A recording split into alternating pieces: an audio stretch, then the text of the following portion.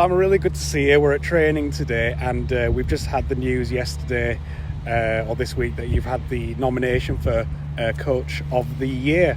That must make you feel really good. I mean, after the beginning to the season that we had, and now finishing third, about to start the playoffs this week. You know, how does that make you feel?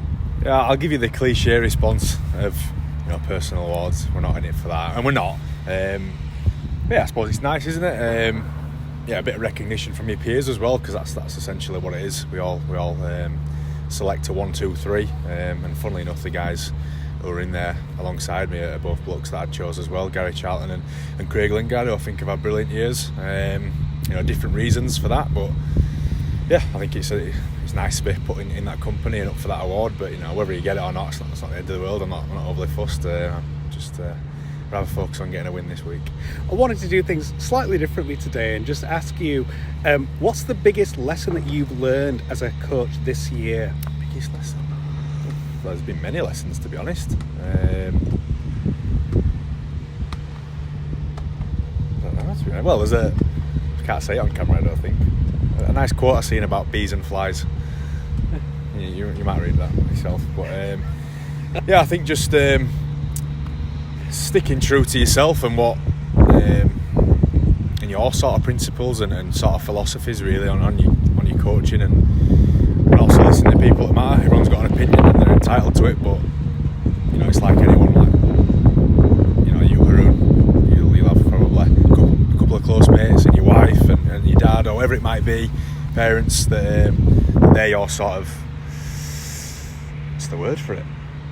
They're your truth, and they're the people that'll speak, their truth to you when some people just want to tell you what you want to hear and stuff. So, yeah, I think just sticking to that belief in what you're about and what the people around you about, and not listening to some of the outside. And I'm not making out here that it's totally got to me, but I think you're inhuman if the criticism and some of the really misguided information around some criticism as well. It does get a little bit annoying and wears a little bit, particularly when you live in the town. But yeah, we've worked really hard, and that's probably been the only sour thing all year. But we're at the other side of it now. We're sitting third, and all that's gone a bit quiet. But I suppose sticking true to yourself and believing in what you're about and what you set about to do together. And for the fans that have really supported yourself and the team, is there anything you'd like to say to them? Yeah, my comment there is not, I don't want to sound like a baby. It's a minority of people who generally have a lot to say.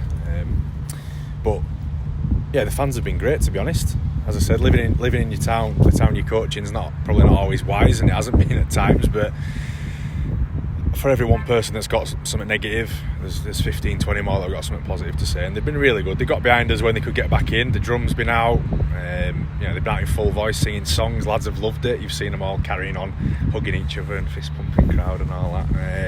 They love it. They absolutely love it. And the last few games have been there, even though we haven't been going well, which is really, it's really appreciated as well. We just want another couple of pushes from them. It'd be nice and turn out in full force this week and get behind us.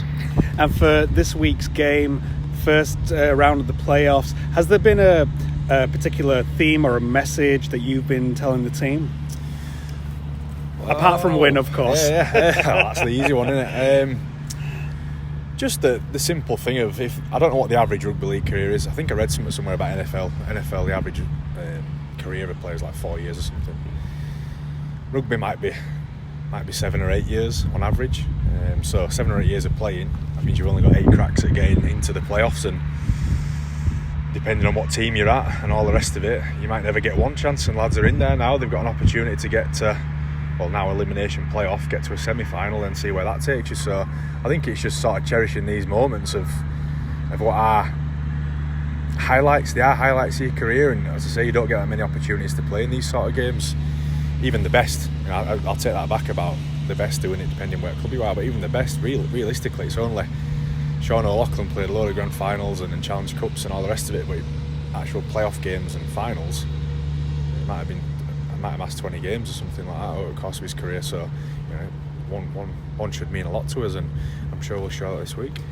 And speaking of careers, of course, this week your brother Scott Grix has announced his retirement, and he's had well, it'll be over 400 career appearances. And is there anything you'd like to just say about Scott's career and the great run that he's had? I think we've said a lot about it, haven't we? I think he's done really well. Durable alongside my name, it never would have counted, but I think he's definitely got that alongside his, and persistent in pursuit of his dreams of playing professional rugby league, and he's done it. I think it's a good example to kids who might not be physically, or whatever it might be, ready at that sort of age where all your mates go off and get signed, just to stick at it, and you can carve out a career for yourself if you're willing to work hard enough. I think he's done really well. He's been a good example to the lads here, to the lads at other clubs as well, to his kids. Obviously, they've seen him go through it all, and I'm proud of him, obviously, as a brother and what he's achieved. But yeah, as a teammate, coach, I think it's a special achievement. And I think there's 3 ways you retire. I think we tried to get this out before and I couldn't remember them, could I? But yeah, 3 ways on your terms. You go through injury, or you're just not wanted anymore. So I think for him to go out on his terms, I think that's a big plus. Who was the better player than you or him? Very different as well. Yeah, very different, to be honest. He played fullback a lot, so even when we did play against each other, we never really got a chance to come across each other too much. Not for lack of trying, but I won't get into that one. I think I had some good days. He's had plenty, so we'll take that. Sure. And then, of course, focusing on this Saturday's game. I'm so used to saying Sunday, but this Saturday's game against a familiar foe. I was going to ask that the last few times that we've played Whitehaven, has there been any kind of common things that you've seen in their style of play, or how they've kind of attacked us? Yeah. This isn't doing them a disrespect at all either, by the way, because it's not meant that way. It's probably a compliment, if anything. But Whitehaven are just good at doing what they do, which is it's nothing different to anyone else. They stay in the game. They're scoring a lot of tries off kicks, trick kicks, due for Walmsley, they're linking up together, so that's something we need to be on. But in the games we've played against them, I don't think we've done ourselves justice, and I think we've fed them a lot of their success as well. So if we can starve them of those moments in the game, I think that'll go a long way towards a result for us. But again, I'd say that's not meant as a disrespect. They're a good team, they're a physical team, big team that just keep coming at you. And if you're not on, as we found a couple of weeks ago, as Bradford found last week, they will get you, because it's not all just grunt. They've got some real talent in there as well. So all makes for a good game. Saturday tea time is a little bit different to the norm. TV, obviously be under floodlights. Oh no, it won't be floodlights, will it? Have to get that out. Maybe twilight kind of time. 5, yeah, it won't be that dark, will it? Yeah, it should be a good encounter. I'm hoping we get a lot of people turn up. This crowd's been good at home this year, I think, for the most part.